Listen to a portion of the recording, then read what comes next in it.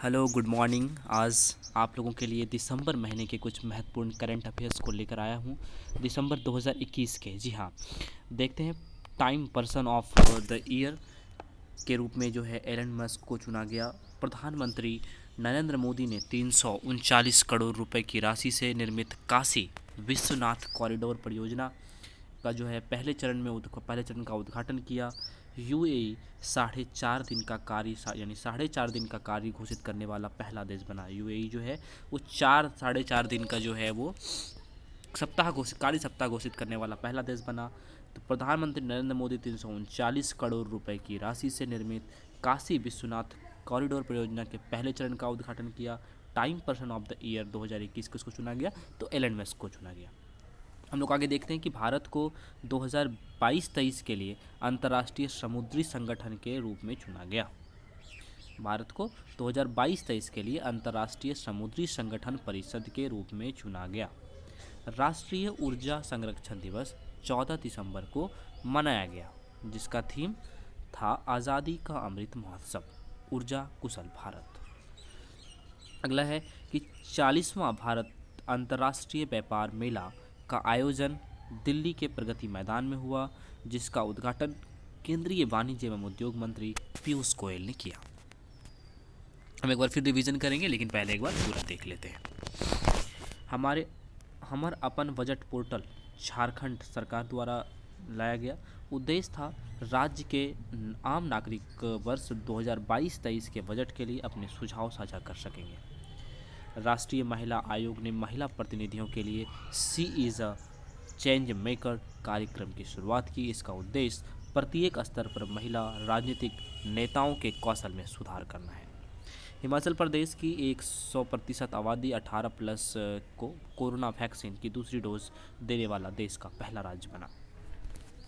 अगले देखते हैं कि फोर्ब्स द्वारा जारी दुनिया के 100 सबसे शक्तिशाली महिलाओं की सूची में 4 भारतीय महिलाएं भी शामिल हैं।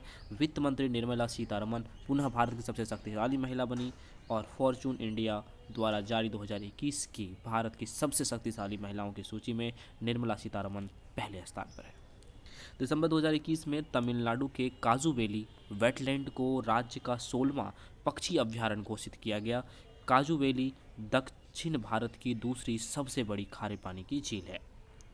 उत्तर प्रदेश के हैदर वेटलैंड को देश के 47वें रामसर साइट के रूप में मान्यता दी गई। इसके साथ ही उत्तर प्रदेश के कुल 9 स्थल रामसर सूची में शामिल किए गए। दुग्ध मूल्य प्रोत्साहन योजना उत्तराखंड सरकार। उद्देश्य राज्य में दुग्ध उत्पादन को प्रोत्साहन राशि प्रदान करना, साथ ही 500 दूध बिक्री केंद्र खोलना। आगे देखते हैं कि माइक्रोसॉफ्ट ने साइबर सुरक्षा कौशल कार्यक्रम की शुरुआत की, जिसके तहत 2022 तक 1 लाख से अधिक भारतीयों को सुरक्षा संबंधी प्रशिक्षण दिए जाएंगे। श्रेष्ठ योजना सामाजिक न्याय एवं आधिकारिक मंत्रालय द्वारा जारी किया गया। इसका उद्देश्य था अनुसूचित जाति के मेधावी छात्रों को गुणवत्तापूर्ण आवासीय शिक्षा प्रदान करना। बैक टू वर्क योजना राजस्थान सरकार के द्वारा लाई गई। उसका उद्देश्य था पारिवारिक परिस्थितियों के कारण जॉब छोड़ने वाली 15,000 महिलाओं को 3 वर्ष के भीतर निजी क्षेत्र के सहयोग से रोजगार उपलब्ध कराना। अगला है कि 11 दिसंबर को मध्य प्रदेश के ग्वालियर में कृषि एवं व्यावसायिक क्षेत्र में ड्रोन की उपयोगिता के विषय में जागरूक करने के लिए भारत का ड्रोन मेला आयोजित किया जाएगा। और अंतिम पेज देखते हैं। 11 दिसंबर को प्रधानमंत्री नरेंद्र मोदी ने उत्तर प्रदेश की सबसे बड़ी परियोजना सरयू नहर राष्ट्रीय परियोजना का उद्घाटन किया। इस परियोजना के तहत 5 नदी घाघरा, सरयू, राप्ती, वानगंगा और रोहिन को जोड़ा जाएगा।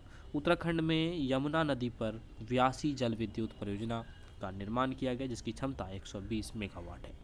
भारत में कोरोना के नए वेरिएंट ओमिक्रॉन से संक्रमण का पहला मामला कर्नाटक में सामने आया। ओमिक्रॉन की शुरुआत दक्षिण अफ्रीका में हुई। ई विधान एप्लीकेशन लागू करने वाला बिहार देश का पहला राज्य बना। इसके माध्यम से बिहार विधान परिषद के कार्य डिजिटली संचालित होंगे। ग्रामीण विकास मंत्रालय और फ्लिपकार्ट ने स्वयं सहायता समूहों के सशक्तिकरण के लिए एवं उन्हें ई कॉमर्स के दायरे में लाने के लिए समझौता किया। इसके तहत भारतीय स्वयं सहायता समूहों के कामगारों को बाजार उपलब्ध किया जाएगा। एक बार हम लोग फिर से रिवीजन कर लेते हैं ताकि याद रहे। ये दिसंबर महीने 2021 के काफ़ी महत्वपूर्ण करंट अफेयर्स हैं।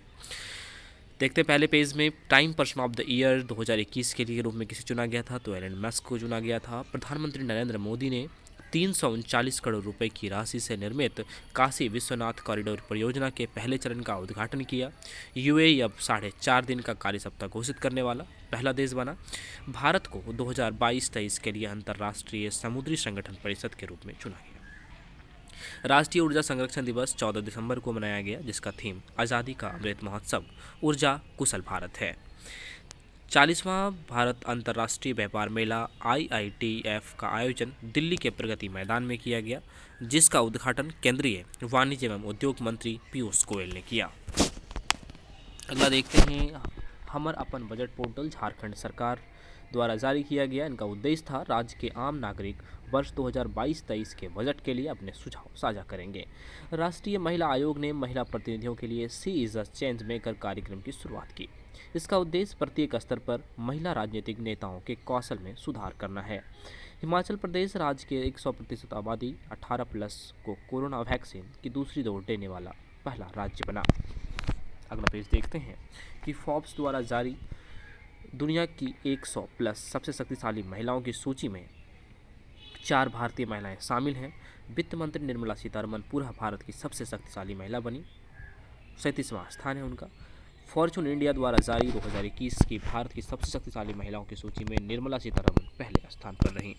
दिसंबर 2021 में तमिलनाडु के काजूवेली वेटलैंड को राज्य का 16वां पक्षी अभ्यारण्य घोषित किया गया। काजूवेली दक्षिण भारत की दूसरी सबसे बड़ी खारे पानी की झील है।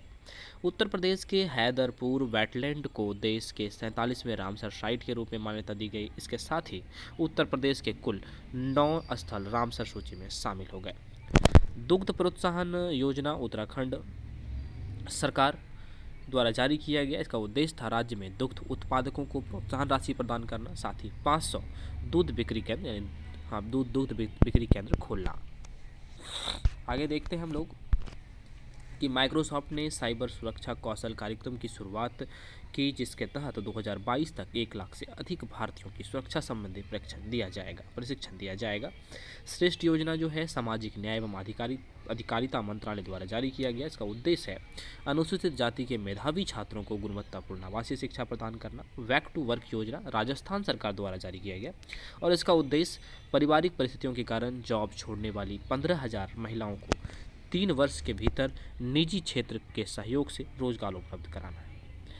अगला है 11 दिसंबर को मध्य प्रदेश के ग्वालियर में कृषि एवं व्यवसाय के क्षेत्र में ड्रोन की उपयोगिता के विषय में जागरूक करने के लिए भारत का ड्रोन मेला आयोजित किया गया। अंतिम में देखते हैं एक पेज और, 11 दिसंबर को प्रधानमंत्री नरेंद्र मोदी ने उत्तर प्रदेश की सबसे बड़ी परियोजना सरयू नहर राष्ट्रीय परियोजना का उद्घाटन किया। इस परियोजना के तहत 5 नदियां घाघरा, सरयू, राप्ती, बाणगंगा, रोहिन को जोड़ा गया।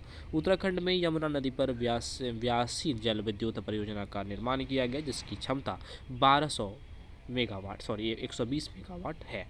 भारत में कोरोना के नए वेरिएंट ओमिक्रॉन से संक्रमण का पहला मामला कर्नाटक में सामने आया। ओमिक्रॉन की शुरुआत दक्षिण अफ्रीका से हुई है। ई विधान एप्लीकेशन लागू करने वाला बिहार पहला राज्य बना। इसके माध्यम से बिहार विधान परिषद के कार्य डिजिटली संचालित होंगे। ग्रामीण विकास मंत्रालय और फ्लिपकार्ट ने स्वयं सहायता समूहों के सशक्तिकरण के लिए एवं उन्हें ई कॉमर्स के दायरे में लाने के लिए समझौता किया। इसके तहत स्वयं सहायता समूह के कामगारों को बाजार उपलब्ध कराया जाएगा। ऐसे ही वीडियो के लिए हमारे साथ जुड़े रहिए और हमारे चैनल को सब्सक्राइब कीजिए। धन्यवाद।